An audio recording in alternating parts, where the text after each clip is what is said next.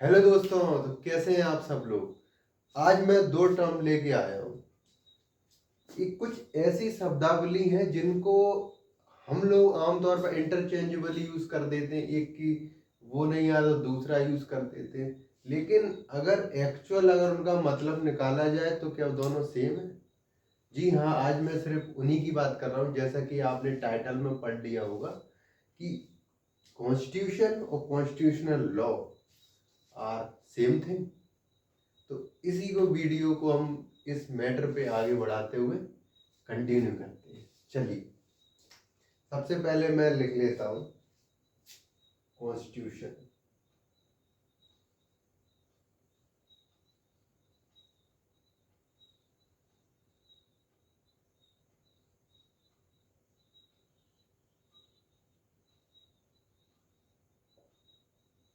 ये है कॉन्स्टिट्यूशन। क्या है?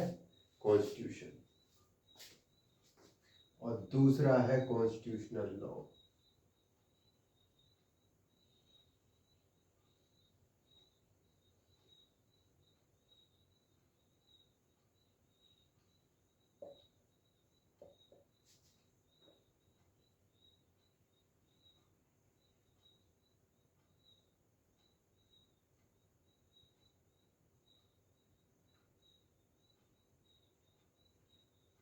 कॉन्स्टिट्यूशनल लॉ,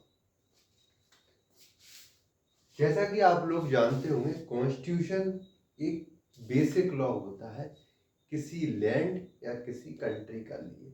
कोई भी एक ऑर्गेनाइजेशन हो, कोई एजेंसी हो, कॉन्स्टिट्यूशनल जो वर्ड है ये डिनोट करता है कि उसका बेसिक लॉ क्या है, सुप्रीम लॉ क्या है। कि दूसरा अगर कोई भी लॉ आता है, पॉलिसी आता है, वो इनसे इससे कॉन्ट्राडिक्ट नहीं करेगा।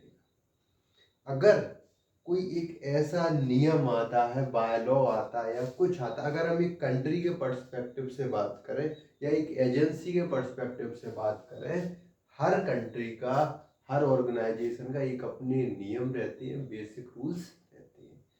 वो कहीं ना कहीं सेक्रीफाइस नहीं किए जाते, कॉम्प्रोमाइज नहीं किया जाते। ऐसे ही अगर हम अपनी कंट्री की बात करें, इंडिया, दैट इज भारत। अब भारत बोले कि इंडिया बोले कि दोनों बोले, इसमें अभी थोड़ा कंफ्यूजन है। बहुत जल्दी डाउट क्लियर हो जाएगा कि ये भारत कहेंगे कि इंडिया कहेंगे। ठीक है, तो अगर हम इंडिया के पर्सपेक्टिव से बात करें, इंडियन कॉन्स्टिट्यूशन, उसका जो कॉन्स्टिट्यूशन है, जो भारत का संविधान है, 395 आर्टिकल, ओरिजिनल कॉन्स्टिट्यूशन की बात कर रहा हूँ मैं। ठीक है, 12 शेड्यूल्स है। ये एक बेसिक लॉ है ऑफ दी कंट्री का। इसका लॉ में, और जो पूरा एक डॉक्यूमेंट फॉर्म में है, कोडिफाइड फॉर्म में होता है। अपना जो इंडियन कॉन्स्टिट्यूशन कोडिफाइड फॉर्म में किया गया है, कंपाइल्ड एक बुक सी बनाई गई, कंपाइलेशन की गई, जितने भी लॉज हैं सबके बारे में बात की गई है। कुछ प्रोविजन इसको डायरेक्टली इसमें मेंशन है, कुछ इनेबल करते हैं कि आपको, या परमिट करते हैं कि आप ऐसा कर सकते हैं। जैसे कि अगर हम थोड़े एग्जाम्पल की बात करें, आर्टिकल दूसरा, अनुच्छेद दूसरे में बताए गए एडमिशन एस्टेब्लिशमेंट ऑफ स्टेट्स। तो उसमें बताया गया है कि अगर हम उसको एक, मतलब इसको एक पावर दी गई है, किसको दी गई? पार्लियामेंट को। अगर पार्लियामेंट चाहे तो, है ना, ऐसा नहीं है, पार्लियामेंट अगर चाहे तो वो किसी भी स्टेट्स की कोई भी टेरिटरी को अपने यहाँ मिलाकर उसको स्टेट बना सकती है, एडमिट कर सकती है, एस्टेब्लिश कर सकती है। और इसमें ये भी मेंशन कर दिया है कि उसमें जो भी पार्लियामेंट चाहे अपने अकॉर्डिंग उसमें प्रोविजन, जो भी कंडीशन ठीक समझे, अप्रोप्रिएट समझे, उसमें रख सकती है। ये हो गया कॉन्स्टिट्यूशन। क्योंकि जो आर्टिकल दूसरे ने, दूसरा आर्टिकल ने, अनुच्छेद ने उसको प्रोविजन कर दिया, इनेबल कर दिया कि आप ऐसा कर सकते हैं, है ना, सर्टिफाई कर दिया।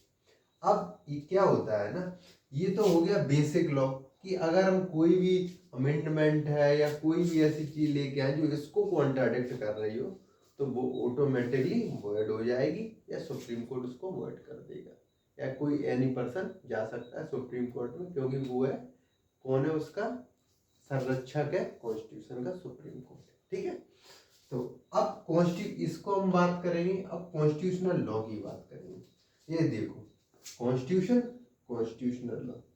अब दो चीज आप हमेशा माइंड में रखेंगे कि अगर जैसे कोई भी वर्ड अगर आप उसको कोई भी शब्द उसको समझने में दिक्कत आ रही, हमेशा उसको ब्रेक करिए।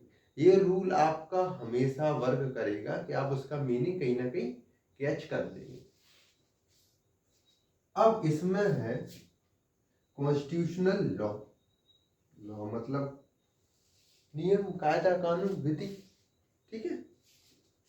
अब इसके बाद अगर हम कॉन्स्टिट्यूशन हो गया बेसिक लॉ, बेसिक लॉ हो गया ऑफ द लैंड,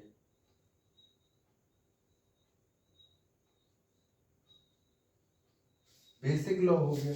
और ये लॉ ऐसा है कि सपोज मैंने कोई अमेंडमेंट लेके आया, कोई मैं लॉ को लेके आया, अब जैसे जीएसटी बिल आया है ना, जीएसटी का अमेंडमेंट किया गया उसमें, फिर उसके बाद बिल आया, ठीक है।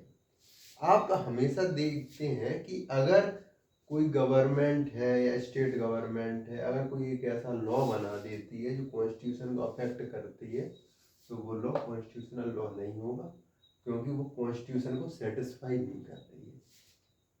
सारे लॉ कॉन्स्टिट्यूशनल लॉ होंगे जो कॉन्स्टिट्यूशन को सेटिस्फाई कर रहे होंगे, और वो लॉ जो कॉन्स्टिट्यूशन को सेटिस्फाई नहीं कर रहे होंगे अनकॉन्स्टिट्यूशनल लॉ होंगे। कौन से होंगे? इनएप्रोप्रिएट लॉ, अनकॉन्स्टिट्यूशनल, क्योंकि वो कॉन्स्टिट्यूशन को सेटिस्फाई नहीं कर रहे हैं। कॉन्स्टिट्यूशनल लॉ बहुत ब्रॉड टर्म है, ये डॉक्यूमेंट तक सीमित रहता है, एक ये इवॉल्व होता रहता है। अब जैसे कोई भी नया लॉ, तो कॉन्स्टिट्यूशनल लॉ अगर वो पास हो गया, सेटिस्फाई कर रहा है इसकी कंडीशन को, तो ठीक है। अब कॉन्स्टिट्यूशन में प्रोविजन भी दिया हुआ है कि अगर ऐसा कोई लॉ आता है या कोई बाय लॉस आता है, तो अगर वो चेक उसको कर सकती है जुडिशियल रिव्यू के थ्रू।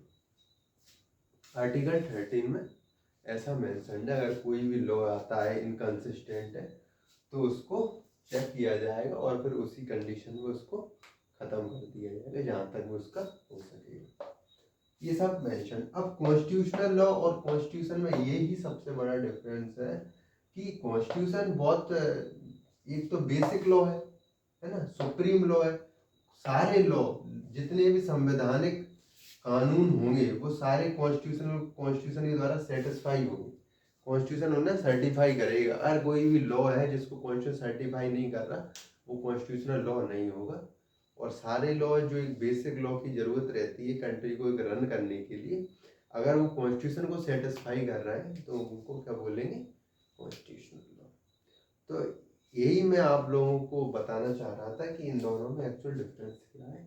आप मैं होप कर रहा हूँ कि आप समझ गए होंगे। तो फिर भी अगर कोई आपको डाउट आ रहा हो, कोई भी दिक्कत हो, तो आप मुझसे कमेंट सेक्शन में पूछ सकते हैं, मैं उसका जवाब दूँगा। चलो वीडियो को यहीं समाप्त करता हूँ। धन्यवाद।